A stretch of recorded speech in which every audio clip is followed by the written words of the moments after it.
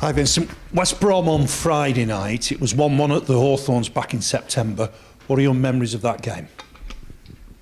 They were better than us. You know, it's one of the few results where I'd say we got away with one, and yeah, it shows the strength of this team. You know, there's a team filled with experienced individuals who are real quality players in this division, and it's no surprise they've been doing well now. Yes, Carlos Corberán has transformed their fortunes, hasn't he, since then? Yeah, I think, you know, start of the seasons are what they are. You know, it sometimes needs a little bit of something to gel together, but there was never any. I mean, when we played them, we could see the quality. So, you know, if it wasn't for a difficult start, they would be up there where we are now, and there wouldn't be any doubt. Johan Berg Gudmundsson impressed as a substitute on Saturday, playing in the number 10 role. People perhaps aren't used to him seeing him there. Is that a role you see him playing a lot? I haven't followed all these games before I came to Burnley, but I mean, he's played in this position a lot before, so it wasn't a surprise for me. No, he actually has the profile to play in this position. And especially, I think, you know, going up and down the wing is something he can definitely do. But at this moment in time, in that position, it's a good position for him. Substitutes are doing well for you. It was Johan, Nathan Teller, Ashley Barnes came on Saturday. Does that give you a headache, a selection headache, or is it a nice problem to have? It's a good problem, and I think there's more to come from other names as well. So the guys you've mentioned have done really well. But there's more to come from other players as well, and but time will give everyone an opportunity, and then hopefully we'll just benefit from the extent of the squad. Vitinho's been out for a little while. How is he doing? He's fine. He should be, you know, he's almost up and running and ready to go.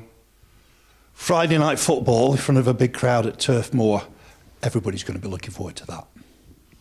Yeah, it's no better way to start off a weekend than to have like the type of fixture that we have now on Friday night, and I can only say it's going to be a tough game.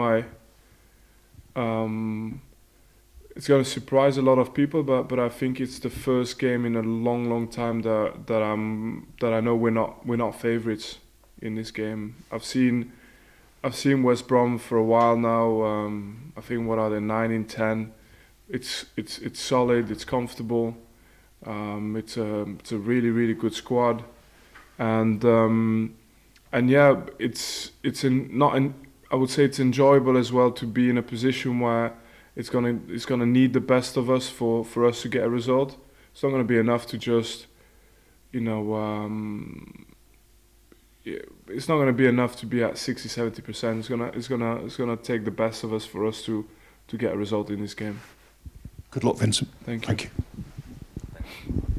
Hi, Vinny. Hi there. Good trip to Belgium?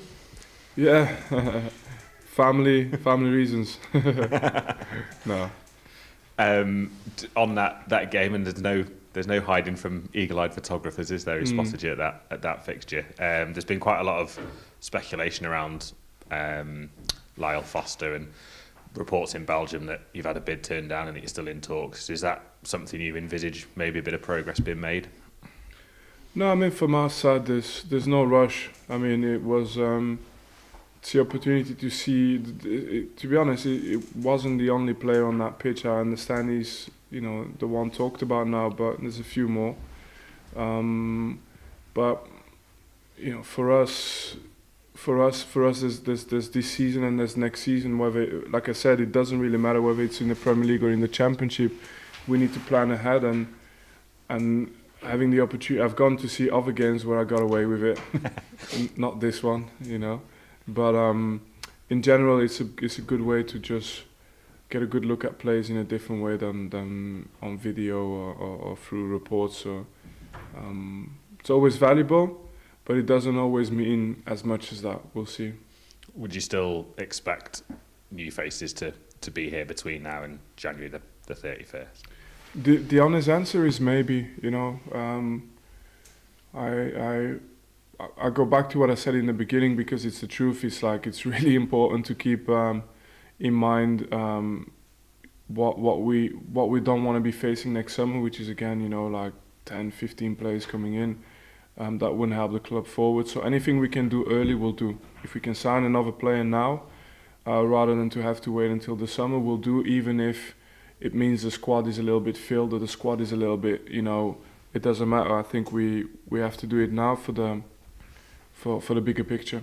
Speaking about sort of forward planning, you've not actually got too many players out of contract this summer, but there's sort of 4 or 5 senior players out of contract in 18 months' time. Josh Brownhill been one of them. Is a talk sort of ongoing with him over potentially extending that deal? Yeah, I think first things first. I mean, we're not one of these clubs where we've got different departments to deal with different contracts. It's it's the same man you see that's dealing with most of them. So I think first things first, we'll get the transfer window out of the way. First, we've got to perform and keep doing what we're doing. And then, gradually during the season, we'll talk to players that we want to keep at the club. I don't think there's never any rush if the relationship is good, but it'll happen naturally, because we have a pretty good idea of what we want to do in the future. Yeah. Speaking about Josh, and we mentioned Johan as well. A lot's sort of been made of your new faces, but how impressed have you been with the likes of Josh, Johan Bergmanson, Jay Rodriguez, Ashley Barnes, in terms of sort of buying into what all the change that's gone on and helping players on and off the pitch and their own form as well?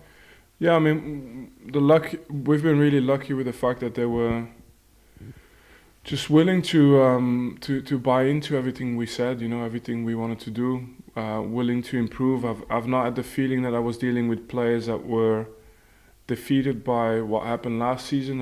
I've been able to work with players who were excited about this season, about the work we were doing, and then I mean they remain Premier League players, so you always take that experience into your team. It's an important part of having that balance. How important have they been for the development of those around them as well? Because obviously you want that balance, as you just said, between youth and experience, and they're critical to that, aren't they?